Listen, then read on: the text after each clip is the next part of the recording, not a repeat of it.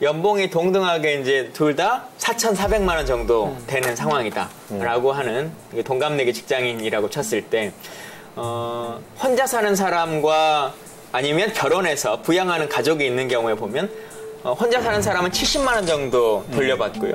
결혼해서 애가 있으면 130만 원 정도 기본적으로 돌려받게 되거든요. 그러니까 한 5, 60만 원 정도의 차이가 나는 거죠.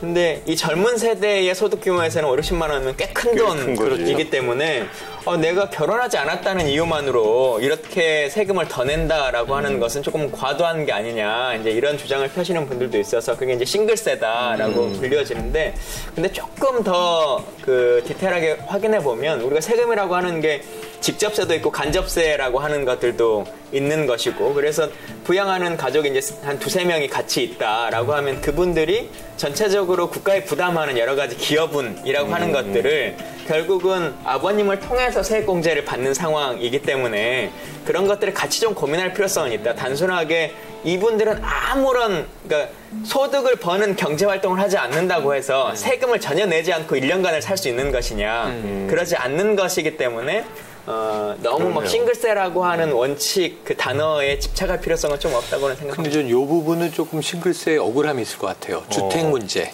왜냐면 우리나라에서 주택이 재테크의 가장 강력한 기제이지 않습니까? 그렇죠. 네, 그렇게 되지 말아야 한다고 하지만. 근데 아까 1인 가구의 특성은 노마드화돼서 라이프 스타일도 바뀌었고 이제 반전세라든가 늘 떠돌아다니면서 살다 보니까 집을 마련할 필요를 못 느낄 수 있어요.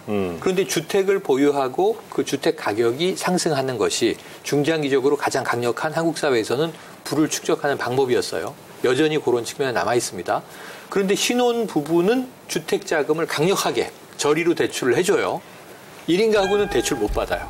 본인의, 그러니까 같은 소득을 갖고 있다면 불이익이 있는 거죠. 그러니까 이것은 기회 비용 자체를 손실시키는 것이 있기 때문에. 청약도 불평등하잖아요. 청약은 더해요. 그러니까 예를 들면 청약이라는 게 분양권을 이제 얻는 건데 청약 경쟁이 어마어마합니다. 그런데 청약 경쟁이 없는 곳이 있어요. 이곳은 잘 안 팔리는 비선호 지역. 하지만 선호 지역은 언제든 가격이 오를 것으로 예상되는 데는 청약이 몰려서 최근에는 45대 1도 있었어요.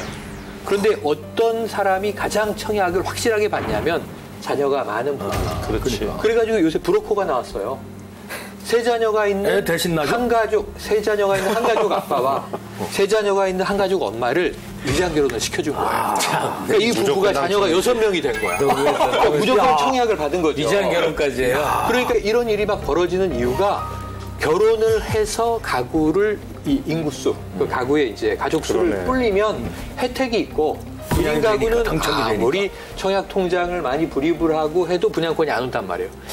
하여튼 어떤 그 사회학자가 하신 말씀이 비혼이 예외가 아니고 보편화되어 있는데 너무 유자녀 가정 또는 결혼한 사람에게만 사회복지 혜택이 들어가는 것은 명백한 정책적 차별이다. 이런 얘기를 이제 지적하신 분도 있어요. 그런데 어찌됐든 원해서 1인 가구를 유지하는 게 아니라면 적어도 정부는 그들에 대한 대책도 좀 있어야 되는 거 아닌가 하는 이제 그런 생각은 드네요.